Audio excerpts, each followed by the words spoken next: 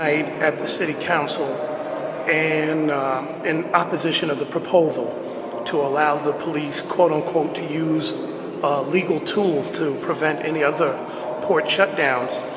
What we were not aware of was the history that you gave, and maybe you could share with us. It's interesting that the media had left when you spoke, so they're not going to share this history, but we will tonight. You know, starting with the history of the port shutdowns, we didn't know that De La Fuente, who's proposing this resolution, was part of a port shutdown himself.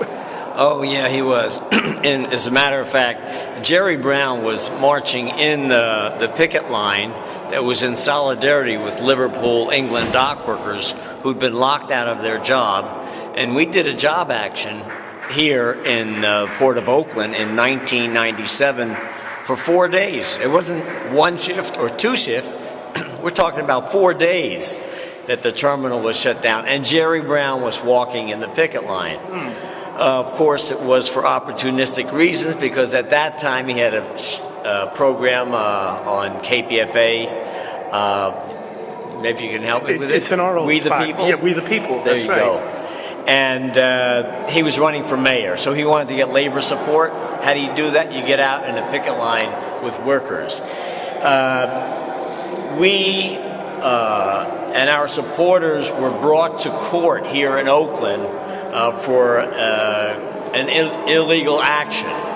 And leading that demonstration, which started here on 12th and Broadway and went over to the courthouse at the post office on 12th and Jackson, was none other than Ignacio de la Fuente.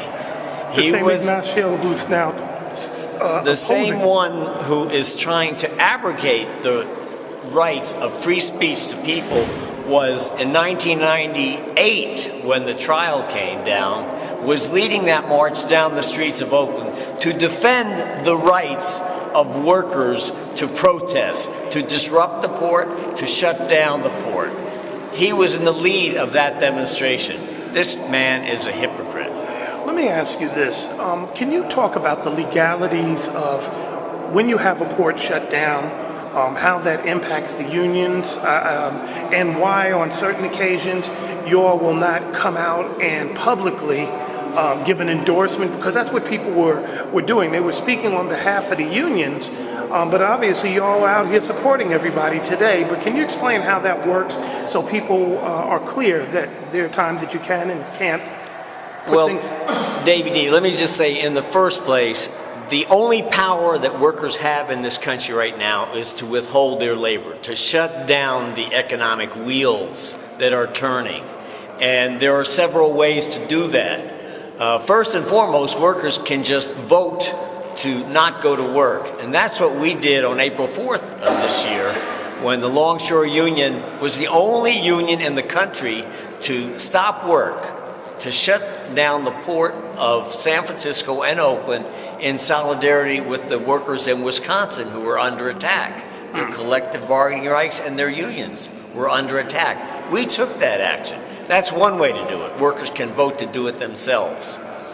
The other way is we've had community picket lines around the question of apartheid in South Africa, solidarity with the Liverpool dock workers, or the brothers in Charleston, South Carolina, who were under the gun of a repressive state government there. We've had community picket lines, and in that case, longshoremen will refuse to cross that kind of a solidarity picket line or a community picket line, because we know that it's a just struggle, and the provision in our contract allows us not to cross a picket line if we feel that our health and safety is endangered. Okay. And we've used that. The interesting thing is that even if an arbitrator rules that it is not a threat to your health and safety, we've still defied the arbitrator in the past.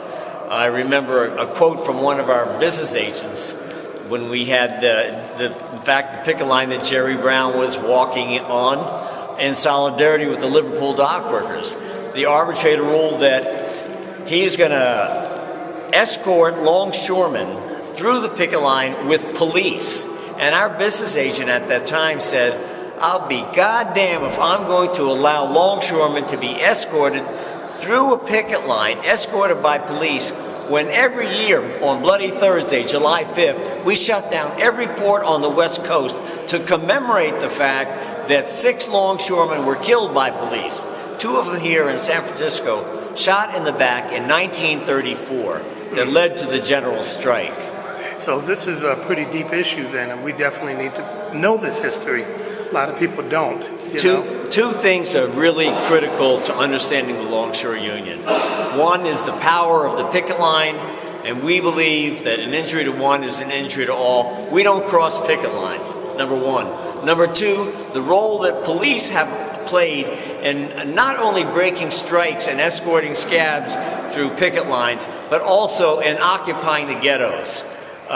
We feel very strongly about those issues. You may recall just last year we helped organize a rally for justice for the Oscar Grant's family. That's right, I remember that. Well, we appreciate this, and thank you. Is there anything that you want people that are watching or listening to keep in mind as this Occupy movement continues to move forward and we have more discussions around economically impacting the 1%? The main thing the listening audience has to understand is that quite often in the labor movement, there's a difference between the leaders up on top and the rank and file on the bottom.